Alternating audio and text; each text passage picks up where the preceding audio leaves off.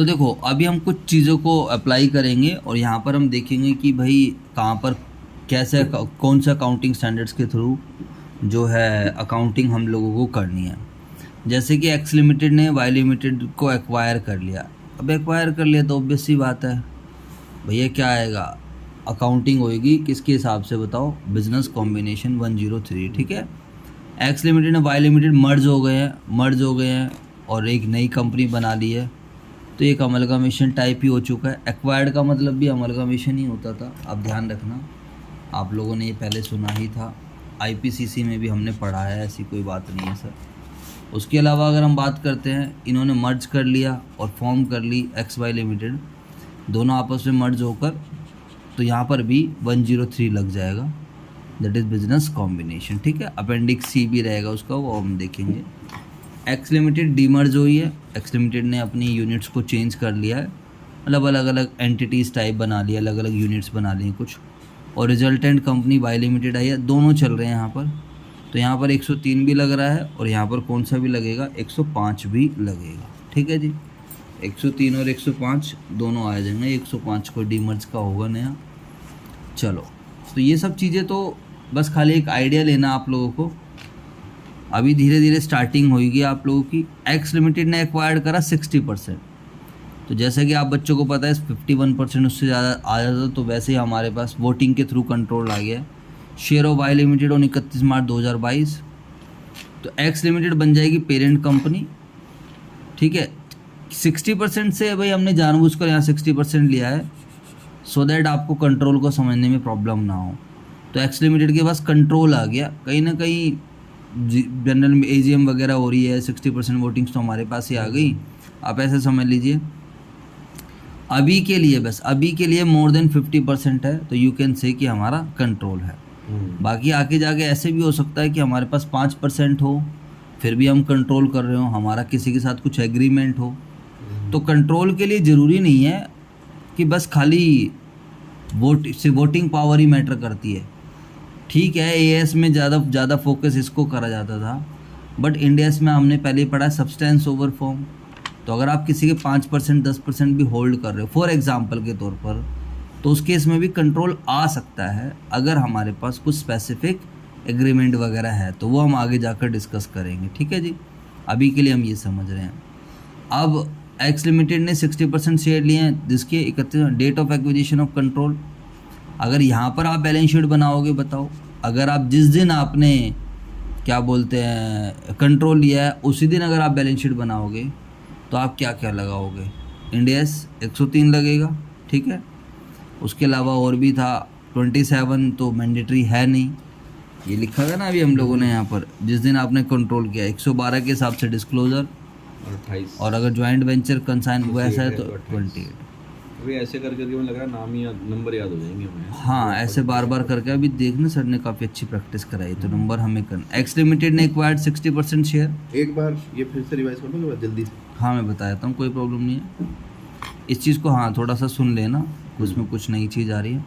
जैसे x limited ने acquired करा है वाई लिमिटेड को, तो एक्वायर्ड का मतलब होता है खरीदना एक तरीके से। तो यहाँ पर बिजनेस कॉम्बिनेशन यानी कि इसकी जब अकाउंटिंग हम करेंगे तो we will apply Ind AS 103।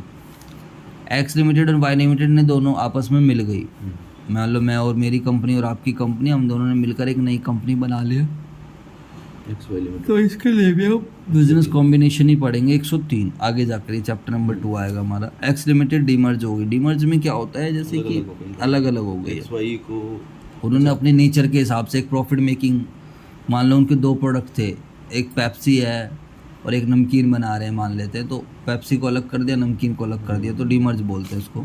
Resultant company Y limited है, तो यहाँ पर क्या आएगा 103, या फिर जो है 103 और 105। एक्स लिमिटेड ने एक्वायर्ड करा है, बेसिकली तो ये चलेगा हमारा कंसोलिडेशन में ज़्यादा। एक्स लिमिटेड ने एक्वायर्ड करा है 60% शेयर ऑफ वाई लिमिटेड। बात समझ में आ रही है, यानी कि मैंने आपकी कंपनी में इन्वेस्टमेंट कर दी 60% की। आपकी कंपनी का अगर 1 लाख शेयर है तो 60,000 शेयर मैंने क्या करा, खरीद लिए। तो अब एक्चुअली में मैं आपकी कंपनी को कंट्रोल कर रहा हूँ, क्योंकि 60% मेरे पास वोटिंग पावर आ गई है। और 31 March 2022 date of acquisition of control, ठीक है जी। अभी के लिए मोर देन 50% कोई आप कंट्रोल मान लो, जो कि एक्चुअल में होता भी है, ऐसा नहीं है मानना क्या है, but there will be some cases in which you will get control in less than 50% also. ध्यान रखना, समझ में आया? वो कब? जब एक स्पेसिफिक एग्रीमेंट या कुछ ऐसा हो, जैसे कि मान लेते हैं, अब आपने सुना होगा हस्बैंड है वाइफ है, तो कहने के लिए हस्बैंड क्या कर रहा होता है, कंपनी चला रहा होता है, बट कहीं ना कहीं चल रही किसकी होती है? अगर वाइफ पढ़ी लिखी है तो कहीं ना कहीं बैक एंड पे सारे डिसीजंस क्या हो रहे हैं? वाइफ ले रही है एक तरीके से। तो वहाँ पर हम ये कह सकते हैं कि बाहर से दिख रहा है वो कंट्रोल है, बट अल्टीमेट कंट्रोल कोई और है। जैसे कि हम बोलते हैं कि हाँ यार, हमारी वाइफ का कंट्रोल उसकी मम्मी कर रही होती है। बात समझ में आई या नहीं? ऐसा कुछ सुना हो कि हाँ सर, इसका रिमोट ना कहीं और है, इसका जो इसमें जो चाबी भरी जाती है वो कहीं और से भरी जाती है। एक मजाक के तौर पे कह रहा हूँ, है ना भाई? तो एक्स लिमिटेड एक्वायर्ड 60% कंट्रोल जो है शेयर ऑफ वाइट, तो ये तो दिख ही रहा है, लेकिन अभी के लिए बस इतना मान लो, आगे जाकर कम पे भी we will get the control. ठीक है भाई साहब? सी अभी बस हमें इंडेक्स का नंबर थोड़ा सा फैमिलियर करना है, बस और कुछ नहीं है, यहाँ कोई कॉन्सेप्ट नहीं पढ़ रहे हैं। तो यहाँ पर हम जिस दिन हमें कंट्रोल मिला है उसी दिन हमें कंसोलिडेटेड बैलेंस शीट बना रहे हैं। तो यहाँ पर मेरे बच्चों, आपको you have to apply Ind AS 103 और साथ में अपेंडिक्स वगैरह। एक्स लिमिटेड ने एक्वायर्ड करें 60% share of Y limited on 31 March 2022। देखो इस डेट को कंट्रोल आया है, लेकिन CBS मांग रहे हैं 31 मार्च 24, 2 साल बाद। तो यहाँ पर 103 लगेगा एज वेल एज 110 लगेगा। ठीक है, यानी कि नई बात ये आ गई है कि नया ये और आ जाएगा 110। तो जब हम पढ़ेंगे तब देखेंगे, अभी इतनी फालतू टेंशन की, मतलब 103 तो जब कभी भी आप कंसोलिडेशन कर रहे हो तो 103 तो आएगा ही आएगा। हाँ, अब देखो यहाँ पर इधर देखेंगे सारे बच्चे कैसे हम क्या क्या चीज़ें बोलते हैं। अगर हमने किसी कंपनी में इन्वेस्ट किया है मोर देन 50% शेयर, तो हम लोग जो इन्वेस्टर है उसको पेरेंट का नाम दिया जाता है, वो पेरेंट बन जाता है, और इन्वेस्टी क्या बन जाती है? सब्सिडी। तो यहाँ पर पेरेंट एंड सब्सिडी का रिलेशनशिप आ जाएगा। ठीक है भाई? अगर हमने इन्वेस्ट किया है 20% और more, but up to 50% of voting power, मतलब 50% से ज़्यादा नहीं है, 50% तक है, तो यहाँ पर इन्वेस्टर ही रहेगा, पेरेंट भी बोल सकते हो, है ना? और लेकिन इन्वेस्टी हमारी, it will not be known as subsidiary. Subsidiary में 50% कंट्रोल का होना, तो यहाँ पर हम क्या बोल रहे हैं? एसोसिएट बन जाएगी 20% ऑफ और मोर की अगर हमारे पास कंट्रोल है तो। अगर लेस देन 20% है तो अभी हमारी आज की जो क्लास रहेगी it will be based on less देन 20%, क्योंकि ये एक सिंपल इन्वेस्टमेंट होती है जो हर कोई कर सकता है। तो यहाँ पर फिर हमारा जो रिलेशन बनेगा दैट इज़ इन्वेस्टर और इन्वेस्टी। अब मुझे आपकी बुक्स को कंसोलिडेट करने की आवश्यकता नहीं है। जैसे कि मेरे पास पैसा पड़ा हो, इधर देखो मेरी तरफ, मेरे पास पैसा पड़ा हुआ है, मैंने रिलायंस में पैसा लगा दिया और किसी कंपनी में, उसके ले लिए, चलो रिलायंस तो, हाँ रिलायंस तो बहुत बड़ी चीज़ हो गई, उसका तो 5% भी बहुत ज़्यादा हो जाएगा। खैर, बट हम लोग इन्वेस्ट कर रहे हैं लेस देन 20%। आपकी कंपनी के 1 लाख शेयर हैं, बट मैं 20,000 से कम शेयर, तो ये नहीं कहूँगा कि मेरा पर्पस आपसे कंट्रोल लेना है, इधर देख लो, या मेरा पर्पस आपके ऊपर कंसोलिडेशन, मुझे कोई कंसोलिडेशन वगैरह नहीं बनानी होगी। तो दिस इज सिंपल इन्वेस्टमेंट, इसको हम बोलेंगे साधारण इन्वेस्टमेंट्स। ठीक है भाई, सब क्लियर है? मोर देन 50%, 20% से 50%, लेस देन 20%, बट ज्वाइंट कंट्रोल एग्रीमेंट, मतलब यहाँ पर there will be some cases जहाँ पर परसेंटेज मैटर नहीं कर रही होगी। परसेंटेज 20% से कम भी हो सकती है, परसेंटेज 20 से ज़्यादा भी हो सकती है, 50 से भी ज़्यादा हो सकती है, लेकिन देर यहाँ पर क्या मैटर कर रहा है कि यहाँ पर हमारे बीच में क्या हो रखा है? एग्रीमेंट हो रखा है कि भैया आप कुछ भी काम करोगे तो मेरे से पूछ रहे हो। समझ में आई बात नहीं? इन्वेस्टर या पेरेंट, तो यहाँ बन जाएगा ज्वाइंट अरेंजमेंट। ये क्या हो, जो इन्वेस्टी रहेगी, इन्वेस्टी ज्वाइंट अरेंजमेंट बन जाएगी, ज्वाइंट वेंचर या मोर। ठीक है, ज्वाइंट अरेंजमेंट, ज्वाइंट वेंचर कुछ भी बोल सकते हैं। अब ज्वाइंट अरेंजमेंट थोड़ा सा बड़ा टर्म है, अरेंजमेंट में सब कुछ आ जाते हैं, है ना? तुम और तुम्हारा दोस्त पढ़ रहे हैं, जैसे कि तुमने एक अरेंजमेंट करा कि चलो हम दोनों साथ में बैठ के पढ़ लेंगे, तो ओरल भी आ जाता है इसके अंदर, ऐसा कोई फॉर्मल नहीं है, है ना? और ज्वाइंट वेंचर का क्या मतलब होता है? एंटिटी बनी हुई है। एंटिटी बनी का मतलब कि भाई एक प्रॉपर एंटिटी, प्रॉपर कंपनी वगैरह बनाकर हम क्या कर रहे हैं, कुछ अरेंज वो हो रहा है, एक तरीके से एग्रीमेंट्स हम किसी कंपनी के साथ कर रहे हैं, तो वो बन जाती है ज्वाइंट वेंचर। ज्वाइंट अरेंजमेंट में क्या हो रहा है, ओरली डिस्कशन हो रही है एक तरीके से, ठीक है जी। ज्वाइंट वेंचर में 2 एंटिटी बन गई है। तो ये भी हम आगे जाकर डिस्कस करेंगे। अभी आज की क्लासेस हमारी बेसिकली इस पर रहने वाली है कि हमारे पास सिंपली जो है, ठीक है। चलो अब यहाँ पर हम इसको देखते हैं, डिस्कस करते हैं।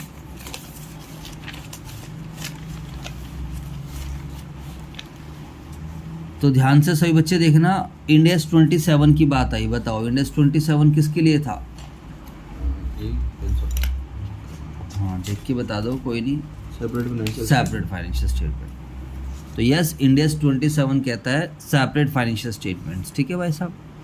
अब देखो, जब जब भी सब्सिडरी या एसोसिएट ज्वाइंट वेंचर का जन्म होता है, यानी कि जब जब कभी भी कोई सब्सिडरी का रिलेशनशिप बन जाए, एसोसिएट का रिलेशनशिप बन जाए या ज्वाइंट वेंचर का रिलेशनशिप बन जाए, तो investment in subsidiary associate joint venture को हमें किस पर दिखाना है? फेयर वैल्यू पर दिखाना है।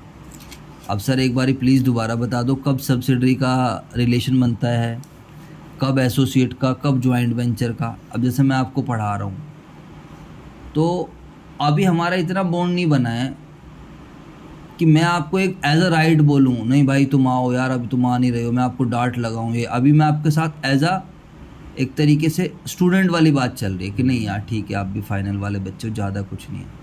लेकिन कई बार जब हमारा एक दोस्ती यारी दोस्ती वाला बॉन्ड बन जाता है, तो वहाँ पर हम क्या कहते हैं, भाई तो आया नहीं यार, ये क्या ड्रामा है। फिर हम एक अलग लेवल से वो कर रहे होते हैं, चेंज हो जाती है डीलिंग। जैसे कि जब हम मैच खेल रहे होते हैं, एक एग्जांपल दे रहा हूँ मैं, मैच खेल रहे होते हैं, तो हमारा एक बंदा कोई नया आया है टीम के खिलाड़ी, कुछ बंदे ऐसे जिनके साथ हम पहले से खेल रहे हैं, तो उनके साथ एक अलग तरीके का बॉन्ड बन जाता है। तो ऐसा नहीं है मैंने आपकी कंपनी में इन्वेस्ट कर दिया तो मेरा आपसे बहुत अच्छा बॉन्ड हो गया, जरूरी नहीं। इन्वेस्ट करने के बाद तो मैं अपनी इंडेक्स कहता भाई सेपरेट फाइनेंशियल स्टेटमेंट्स बनाओ। लेकिन मान लो आज मैंने कुछ इन्वेस्ट करा, फिर मैंने कुछ इन्वेस्ट करा, फिर मैंने कुछ इन्वेस्ट करा, और वो इन्वेस्टमेंट पहुंच गई 20% तक। कितनी पहुंच गई? 20% तक। तो अब मेरा जो रिलेशन है आपके साथ, इधर देखो मेरी तरफ, वो मेरा रिलेशन क्या बन चुका है, एक तरीके से ज्वाइंट वेंचर का, एसोसिएट ज्वाइंट वेंचर का। लेकिन अगर मान लो मैंने आपकी कंपनी में 50% का कंट्रोल ले लिया, 50, तो फिर मेरा रिलेशन बन गया सब्सिडरी। आई बस। तो कई बार हम टुकड़ों में इन्वेस्टमेंट्स करते हैं, कई बार हम एक बार में इन्वेस्टमेंट नहीं करते हैं।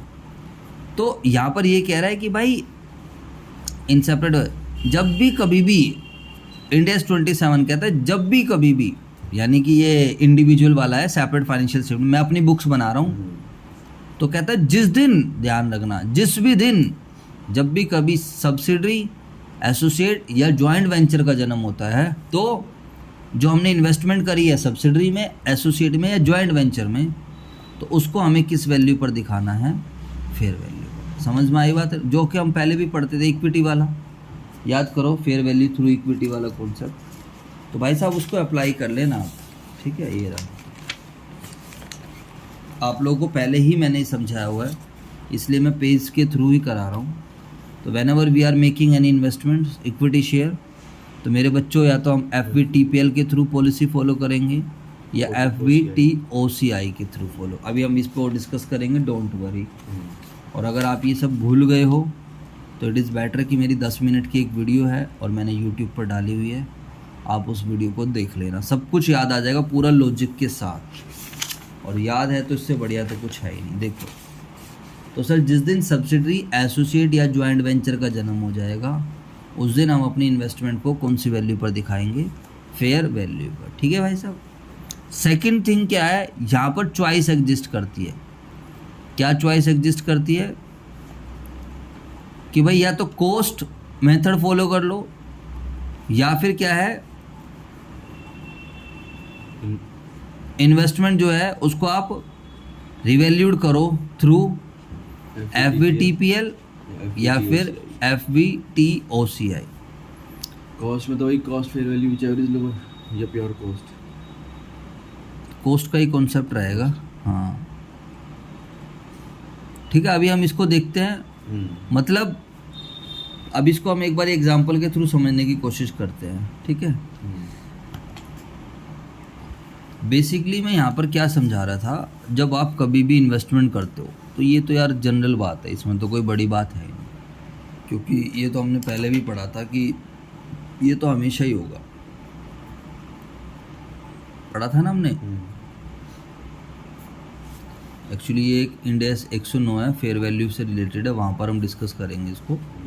और बाकी आपको पहले भी मैंने बताया था FVTPL FVOCI वाला जो कॉन्सेप्ट था कि यार देखो, जब कभी भी आप इन्वेस्टमेंट किसी भी कंपनी में इन्वेस्टमेंट करते हो, ऑब्वियस सी बात है आप उसको किस प्राइस पर रिकॉर्ड करते हो, फेयर वैल्यू पर रिकॉर्ड करते हो, बात खत्म हो।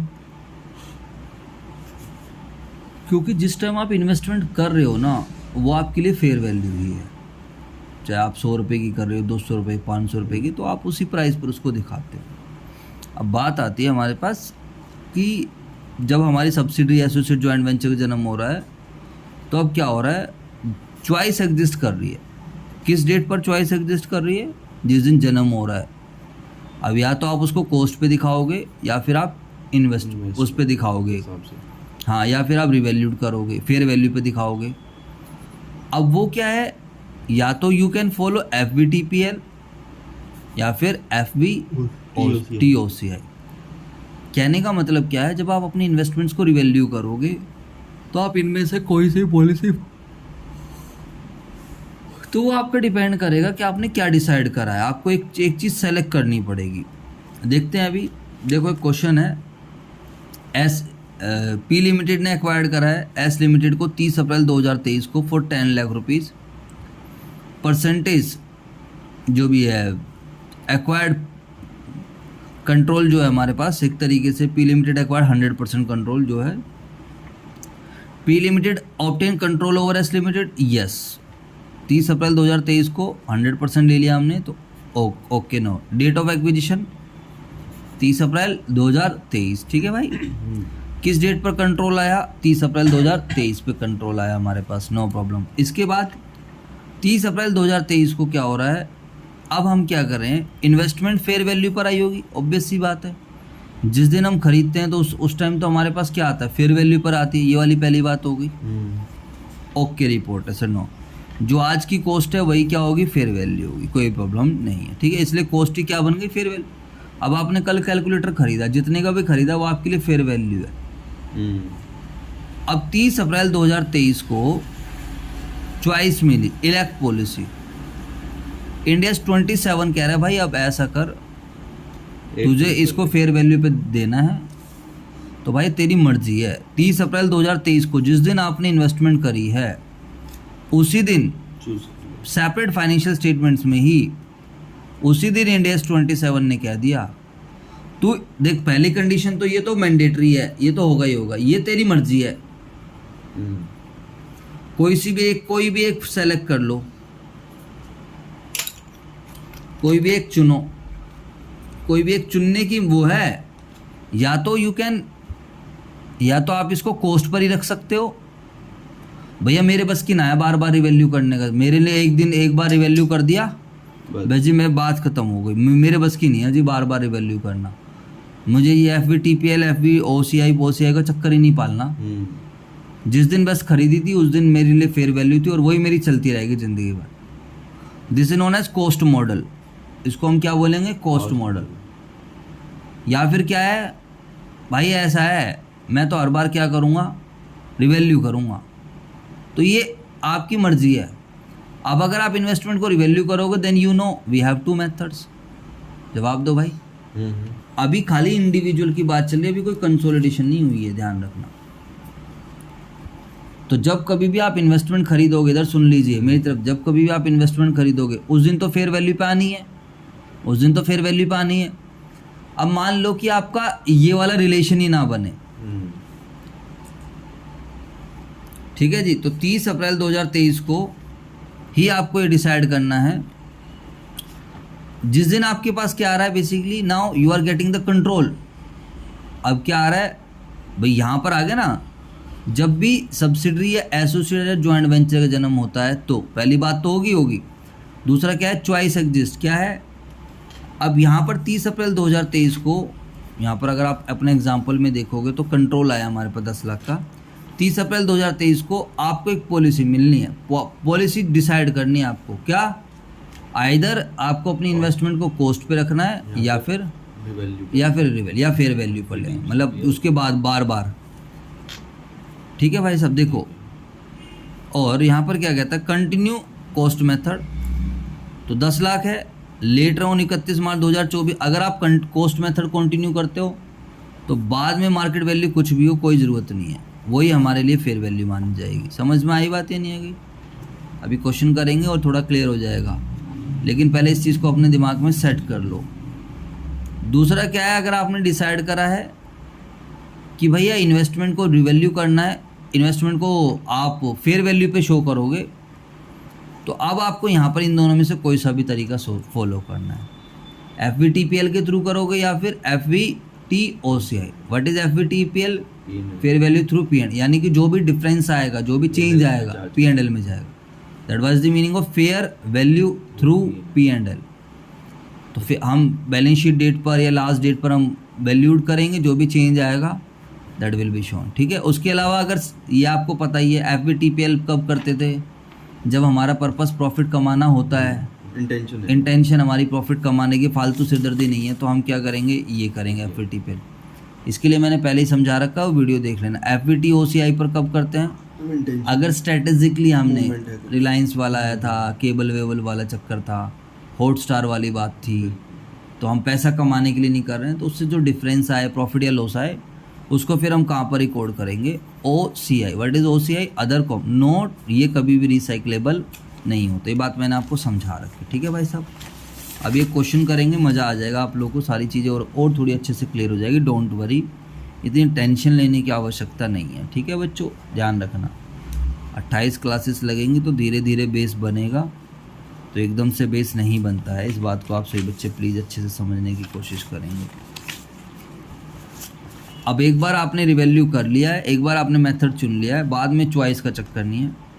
अब आपने 30 सितंबर को कोई अनदर सब्सिडरी एक्वायर कर ली है, नो चॉइस। अब कोई चॉइस नहीं है, चुपचाप कॉस्ट मेथड अप्लाई करो। अगर आपने कॉस्ट अप्लाई करा है तो कॉस्ट अप्लाई करोगे, और अगर आपने कौन सा मेथड अप्लाई करा है, फेयर वैल्यू अप्लाई करा है, देन फिर आप कौन सा अप्लाई करोगे, फेयर वैल्यू। समझ में आई बात या नहीं आई? बोलो। बिल्कुल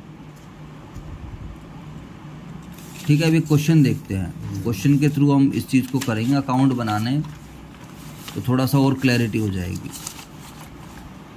तो इंडेक्स 27 सेपरेट फाइनेंशियल स्टेटमेंट्स में डील करेगा, और अभी हम 20% से कम वाली इन्वेस्टमेंट्स की चर्चा करेंगे, क्योंकि 20% वाली बात जहाँ आ जाएगी वहाँ जॉइंट वेंचर आ जाएगा, एसोसिएट आ जाएगा, वो फिर एक अलग टॉपिक है। तो अभी जो हमारी डिस्कशंस है वो सारी की सारी डिस्कशंस किसके ऊपर है कि भाई हम जो इन्वेस्टमेंट्स करेंगे 10%, 6%, 7%, इस तरीके से रहेगी, क्योंकि अभी हमें कॉन्सेप्ट्स को समझना है कि बेसिकली इंडेक्स 27 क्या कहना चाह रहा है। तो सीधी सी बात है सर, इंडेक्स 27 की छोटी सी 2 बातें हैं। पहली बात ये है, इधर देख लो, जिस दिन आप इन्वेस्टमेंट लेकर आओगे उस दिन तो फेयर वैल्यू, वो तो उसमें तो कुछ बात है ही नहीं। ठीक है, वो तो 11th के बच्चे को भी समझ में आनी चाहिए, या आप चलो इंडेक्स फेयर वैल्यू यूज़ करो, जेन्यून बात है सर, कॉमन सेंस वाली बात है। दूसरी बात ये कह रहा है कि भाई अब ऐसा है, जिस दिन तुम्हारा कंसोलिडेशन, एसोसिएट या जॉइंट वेंचर, इनमें से तीनों में से कोई सा भी रिलेशनशिप बन जाए, तो उस दिन भगवान जी के सामने हाथ जोड़ो और बोलो जी आज मुझे कुछ करना है, मेरा रिलेशन बहुत अच्छा हो गया है, मेरा रिलेशन बहुत बढ़िया हो गया है, तो हम क्या करेंगे कि भाई इसको ना अब मैं आगे से ये करूँगा जी। जैसे कि मन्नत मांगी हमने कि सर मेरा एक ग्रुप क्लियर हो जाए और उसके बाद फिर मैं अब ये फॉलो करूँगा जी, रोज़ डेली में आधा घंटा भगवान का जाप करूँगा, जो भी कुछ है।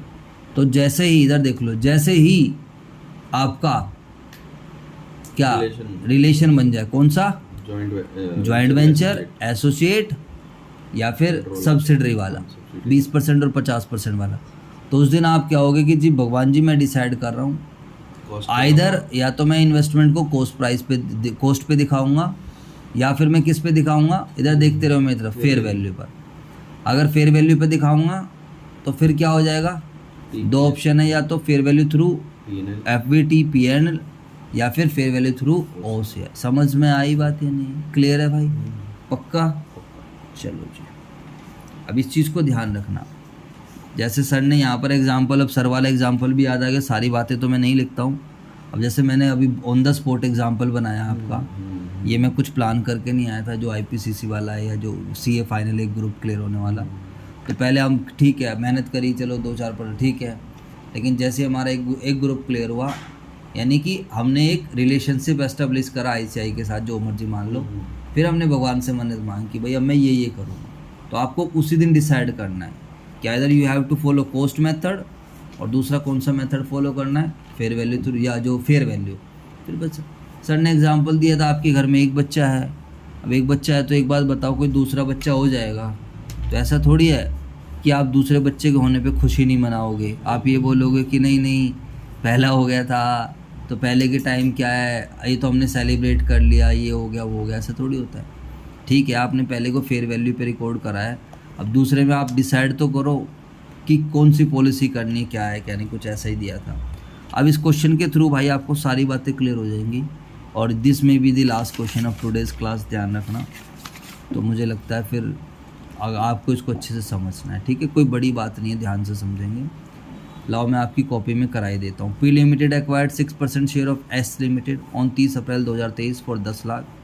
Letter P limited acquire 52% share of S limited on 30 September 2023। Fair value of 6% share acquired was 12 lakh. P Limited has now paid 80 lakh for acquiring 52% share. Fair value of 58% share on 31 March 2024 was 95 lakh. ठीक है, sir ने example बनाया। On 1 May 2024 P limited ने acquire करा 70% share of K limited for ₹30 lakh, no problem. अब K लिमिटेड दूसरी company आ गई है, हेलो के, बोलो पहले हेलो के, और दूसरी पहले कौन सी कंपनी चल रही थी, S लिमिटेड, तो ये आ गई। On 31 March 2025 fair value of 100% K limited, तो पूरी K लिमिटेड की वैल्यू, फेयर वैल्यू 50 लाख है। On 31 March fair value of S limited कितनी है, 2 करोड़। कोई बड़ी बात नहीं है, ध्यान से सुन लेना बस। Prepare ledger of investment in subsidiary in the books of P limited. P limited की एज्यूमिंग कॉस्ट मेथड लगाना है, और as well as application of 109 fair value वाला चक्कर है, रिवैल्यूएशन मेथड लगाना है, फेयर वैल्यू मेथड लगाना है। ठीक है भाई साहब। केस नंबर A जो है cost method, case number B क्या है हमारे पास ये। तो ये वाली वीडियो हो चुकी है 28 मिनट की। मुझे लगता है इसको, इसी पार्ट को मुझे अगले में क्या करना चाहिए, कंटिन्यू करना चाहिए। क्या कहते हो? हाँ सर बिल्कुल, है ना।